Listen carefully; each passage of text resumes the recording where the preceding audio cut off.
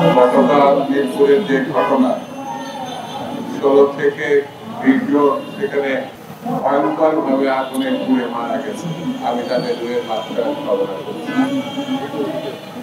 সরকার কিসের জন্য আছে?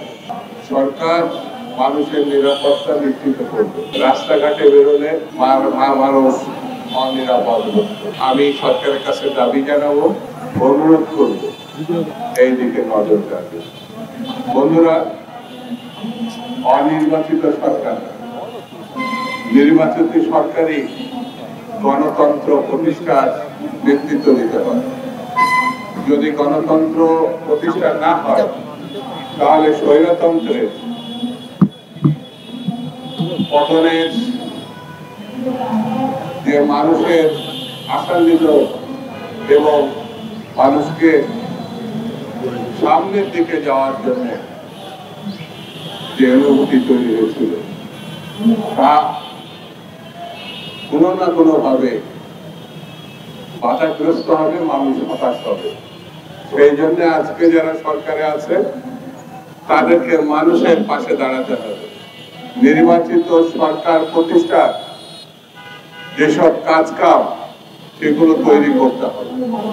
কোন দল বিশেষের কথায় নির্বাচন পরিচালনার জন্য ডিসি, এসপি এবং নির্বাচন সংক্রান্ত ব্যাপারে যারা থাকবে সেটি যেন না হয়। সেটি হলে দেশের গণতন্ত্র আশাহত হবে মানুষ। যেমন একজন বিরোধী দলের নেতা সরকারকে ব্ল্যাকমেলিং করতে চাইছে না কোণঠাসা করতে চাইছে আমি জানি না।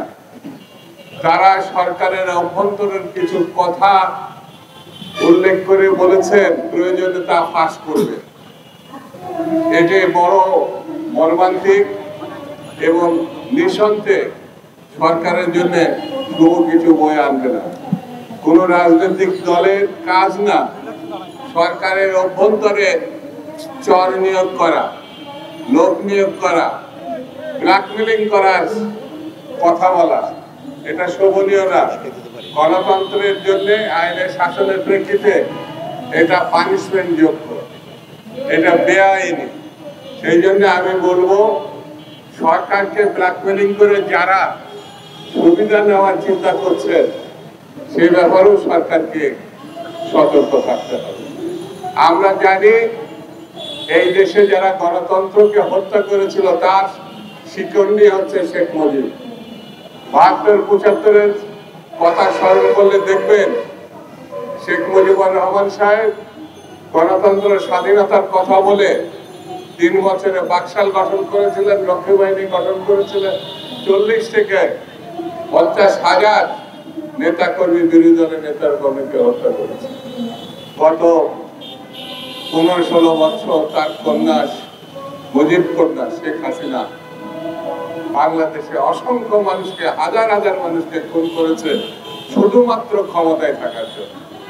বন্ধুরা, আমরা মনে করি এই পরিবার আগাগোড়া খুনি, গণহত্যাকারী এবং লুটপাটকারী। তাদের বিচার অবশ্যই দৃশ্যমান হতে হবে।